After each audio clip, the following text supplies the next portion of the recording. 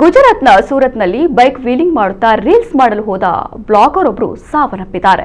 PKR blogger ಎಂದು ಕರೆಯಲ್ಪಡುವ prince Patel ಗಂಟೆಗೆ 140 ಕಿಲೋಮೀಟರ್ ವೇಗದಲ್ಲಿ ತಮ್ಮ ಕೆಟಿಎಂ ಬೈಕ್ನಲ್ಲಿ ರೀಲ್ಸ್ಗಾಗಿ ಸವಾರಿ ಮಾಡುತ್ತಿದ್ದಾಗ ಇದ್ದಕ್ಕಿದ್ದಂತೆ ಸಮತೋಲನ ಕಳೆದುಕೊಂಡು ಬೈಕ್ ಸ್ಕಿಡ್ ಆಗಿದೆ.